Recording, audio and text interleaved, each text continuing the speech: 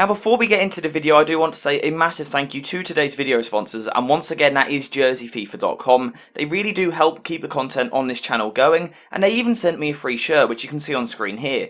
And as you can see, I got the new Manchester United home kit, and genuinely the kit really is top quality. I highly recommend their product. So make sure to get in a link in the description down below, and now if you use code JerseyFifa at checkout, you'll get 10% off your order. You get a great football shirt, and you help support the channel, which I really do appreciate massively. Hey guys, welcome back to the AJ Analysis channel, where today we are reacting to Gareth Southgate's final 26-man England squad for the World Cup. Now, I'm recording this video at 3 PM, I'm going to try and get it out for you guys as quick as possible. I saw the squad about an hour ago, I've watched Gareth Southgate's press conference, now it's time to give my thoughts, and let me get it on screen for you here. This is the final squad. I'm sure those of you that are interested have seen the final squad by now, and I'm sure you all have your opinions on it. So that's the first thing. Get in the comments down below. Let me know one player that you think missed out unfairly, and also one player that got in that was very lucky to get in. Because every time an England squad is picked, anytime any sort of squad is picked, but especially an England squad, everyone has their opinions, and the manager always got it horribly wrong and shouldn't have picked this player and should have picked this player. It always happens. My overall feeling with the squad is that this is pretty decent considering who was available and who's missing because of injury. In terms of in goal, Jordan Pickford, Nick Pope, Aaron Ramsdale, no surprises, that was always going to be the three goalkeepers unless there was an injury. In defence, don't really think there's any shocks. Trent Alexander-Arnold maybe a month ago wasn't expecting to get in, but with the injury to Reece James, I think it was looking more and more likely. Connor Cody is still a debatable one for me. Personally, I think Fikayo Tomori was deserving of it. He won the Serie A with AC Milan. He had a couple of off games against Chelsea in the Champions League. I don't know if maybe that's what kind of really damaged his chances. I just think it would have been good to give a young defender the experience of a World Cup. Whether he was actually used or not, I just think being in the environment would have been a good thing if we're thinking longer term for England. Maybe, so that's probably the bit I don't like in the defence. In terms of Connor Cody, I do get it as well though, because he is going to contribute something off the pitch. He is a leader, we do know that. He knows the England squad, he knows Gareth Southgate, and he is a leader. So, I guess that's the reason. Eric Dyer, if he's in the team for squad depth, I'm perfectly fine with that. In terms of he's starting, not so happy. Harry Maguire, this is probably the one where people will point and go, he doesn't deserve to be in there, he isn't playing for Manchester United, when he does he's terrible, blah blah blah. You maybe have a point, but he was always going to be in the squad. He would be in my squad. He would be in my starting 11. Because in terms of England in the last 4 years, he has been England's best defender. You can talk about his club form all you like. But in terms of what Gareth Southgate is looking at, what Gareth Southgate has worked with, what Gareth Southgate has done well with at the last World Cup and at the Euros, Harry Maguire was a big part of that. He was never going to be dropped. So personally, I think it's right for him to be in the squad. Disagree in the comments if you like, and I'll try and get back to you. I think he deserves to be there. Luke Shaw, absolutely the only left-back in the squad, although I think Trippier will provide some depth there. John Stones was always going to go, and I think he'll probably start. Same with Trippier.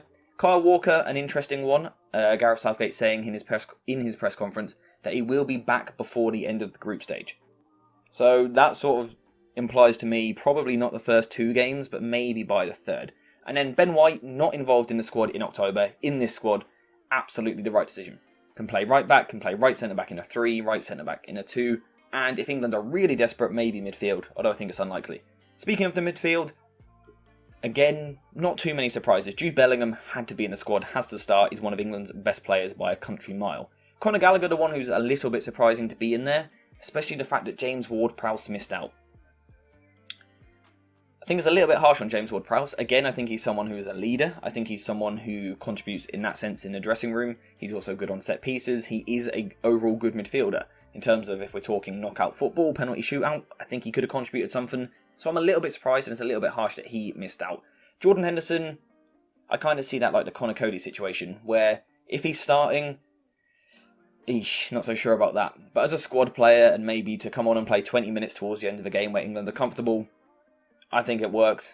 We know he's a leader again, he's experienced, so I think he's good for the dressing room. Mason Mount was always going to be in the squad, no arguments there.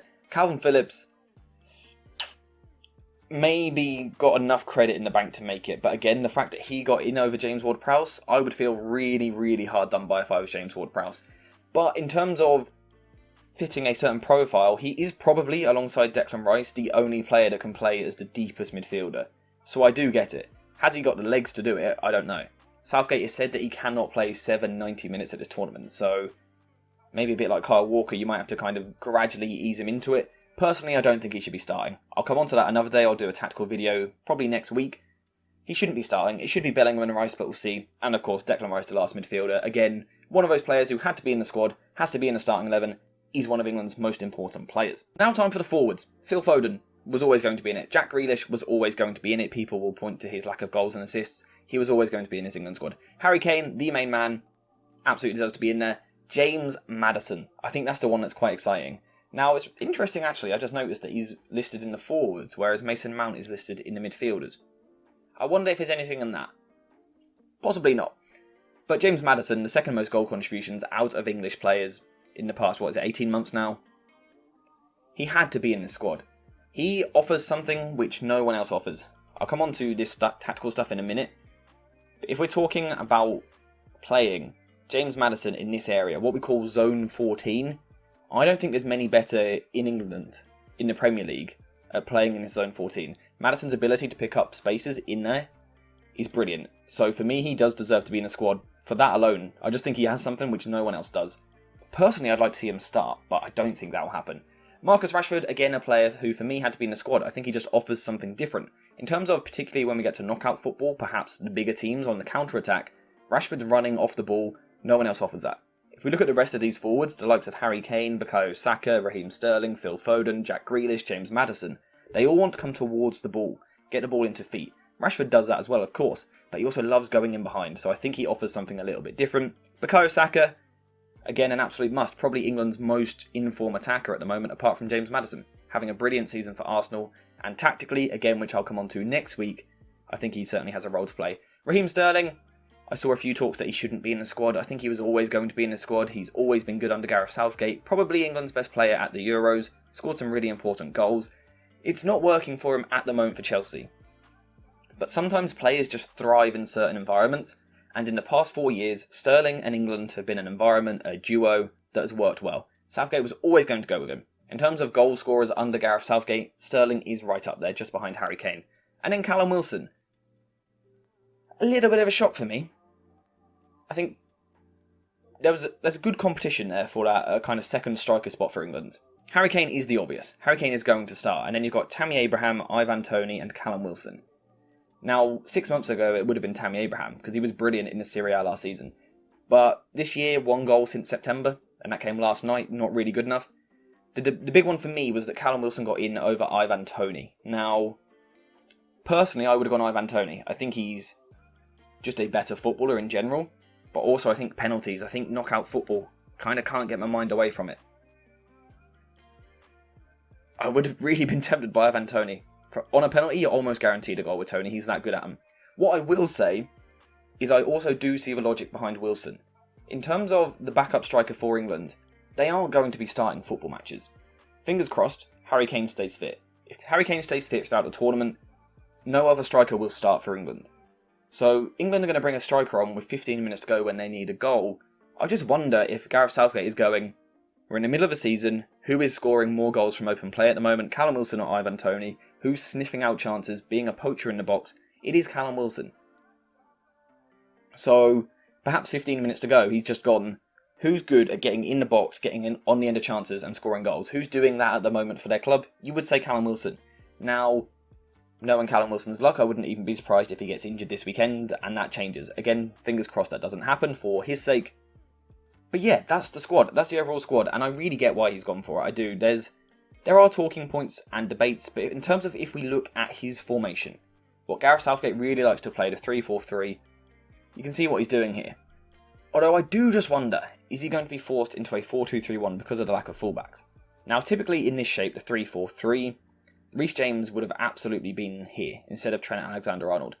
Also, actually, just quickly, you'll see certain players are here twice, like Rashford's in 2 positions, Foden's in 2 positions, things like that.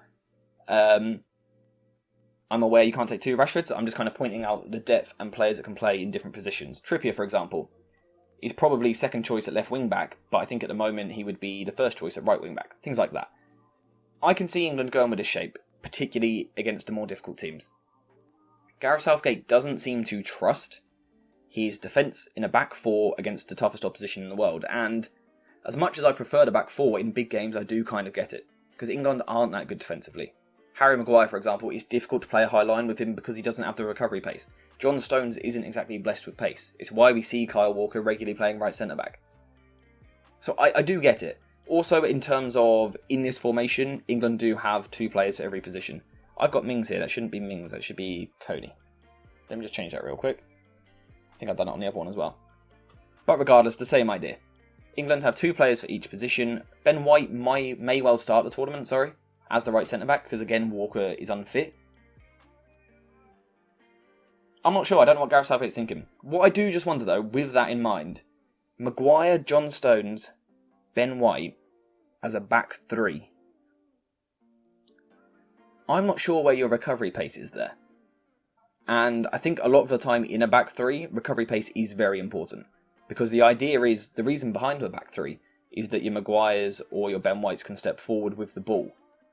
The fact that England won't have that for the first 2 games because of Kyle Walker being out, I wonder if this squad is more shaped to a 4-2-3-1. And this was kind of alluded to in Gareth Southgate's press conference. One of the journalists asked about Maddison, the fact that he is very much a number 10. Gareth Southgate has referred to him as a number 10 in the past. Does the fact that he's in the squad mean England will play with a number 10? Of course, in this 3-4-3, you don't get that. So, is that a hint at a 4-2-3-1? Possibly. I do think it suits the squad a little bit more. I think Shaw and Trippier are options at left back. Of course, we have the same options at centre back. Right back, you have plenty of versatility, whether it's Trippier, Walker, Ben White, or Trent Alexander-Arnold. I think England naturally have 4 players that do prefer to play in a double pivot. Not necessarily saying they all match up with each other, right? Maybe that's what he's thinking about. In terms of if that is the case, England's depth in midfield is not very good. Jordan Henderson this season, horrific. Awful. Calvin Phillips barely playing. Rice and Bellingham both very good, so England will be praying for the fitness of Declan Rice and Jude Bellingham. They have to stay fit if England are going to have a chance of going far in this tournament. In terms of forward areas, England are blessed. England are stacked. There are so many good players here. You can talk about form and whether they're scoring goals, getting assists for their club right now. There's quality here. There is quality here. Sometimes all it takes is 1 goal and suddenly you click and you're firing again. Sterling might score in that first game and be up and running and good. It's very possible. When you're that good of a player, it can just take just 1 thing to set you going, and that's why these players have been picked. In terms of what the actual starting 11 will be, again, that's something I want to cover next week. This is all about the squad. The squad overall, I get it. I think it's really balanced. I think it gives Southgate options to switch from the 4-2-3-1 to the 3-4-3, from the 3-4-3 to the 4-2-3-1. I get his reasons for it. There's flexibility here from a tactical point of view. In terms of some of the players who are big in that, I think Marcus Rashford's ability to play as a striker or as a winger has kind of given him a boost to his chance of being in the squad. I think that's why he's in there, coupled with his form. I think Foden will be an interesting player in this squad. The fact that he can play left wing, attacking midfielder or right wing is quite interesting. I think Sterling, the fact that he can play on either wing. I think there are options here for Gareth Southgate, and that's why I like the squad. Like I said, there will be people that complain. Of course, there will people love to complain. It's what people do. I think with the current players that are available, I would probably make 2 changes. I would have Tomori in for Cody, although I understand picking Cody for his experience, and I would go Ivan Toney over Callum Wilson, although again I understand going for Wilson because of his poacher instincts in the box. I'm not going to complain at this squad at all. I think it's very decent. I think it gives England a chance. In terms of what their chances are, again I'll cover it another time. Actually on that, do you want a predictions video? A video where I go through all the tournament, go through the group stage, round 16, quarters, semi-final, to give you my predictions? Let me know if that's what you want in the comments down below. Apart from that, I think we're finished for today. Overall, I think Gareth Southgate has picked a good squad. He's going to be criticised, scrutinised either way because players won't agree with the likes of Maguire, things like that. Fans won't agree with that, sorry, not players won't agree. Fans won't agree with the likes of Maguire and that. I think it's a good squad. I don't think he could have done much more. That's my final thoughts. Let me know yours in the comments down below. Thank you guys for watching. I hope you have enjoyed this video and this double upload today, and I'll see you guys in the next one.